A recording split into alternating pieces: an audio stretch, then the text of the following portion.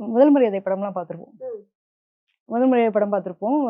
சிவாஜி சாருக்கு வந்து அந்த வாழ்க்கை சரியில்லாம அமைஞ்சா கூட, திடீர்னு ஒரு பொண்ணு மேல காதலுக்கு கண்ணில்லேன்னு சொல்ற அளவுக்கான ஆட்களும் இந்த இதுல உண்டு. தனுசு ராசிக்காரர்களே கண்டுபிடிக்கணும் மொத. அப்ப எல்லா மனைவியும் உஷாராயிருவாங்க இல்ல முதல் என்னன்னா, மரியாதை. கரெக்ட்டான வாழ்க்கை அமையாத பட்சத்துல, அது ரொம்ப தெளிவா நம்ம அந்த இடத்துல முன்வைக்கிறோம். என்னன்னா, நெறைய பேருக்கு வந்து குடும்பங்கள் சரியா அமையறதில்ல.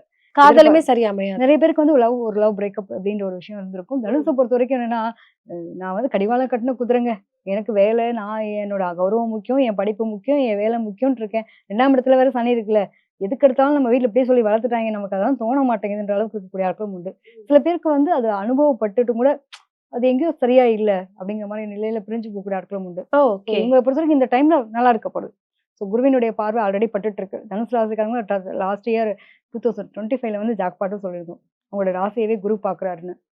இப்ப வந்து 2ஆம் இடத்துல வந்து பார்க்குறாரு இல்லையா? குரு பார்க்குறாரு. ரொம்ப நல்லா தான் இருக்க போகுது. இந்த ராகு வந்து 3ஆம் இடத்துல இருக்கக்கூடிய நிலையில இருக்கும்போது ரொம்ப கவனமா இருக்கணும். தேவையில்லாத பஞ்சாயத்துலலாம் ஆசைப்பட்டுறோன்றது கரெக்டான ஆசை பண்ண தெரியணும் இல்லையா? 4ஆம் இடத்துல வேற சனி இருக்காரு. முடிஞ்ச அளவுக்கு பார்த்து கரெக்ட்டா இருந்துட்டாங்கன்னா, தேவையில்லாத பஞ்சாயத்துகள் வராது. ஆனா முயற்சி எடுத்தாங்க அப்டின்னா, ஒரு குடும்பம் அமையறதுக்கான பாக்கியம் இந்த காலகட்டத்துல உண்டு.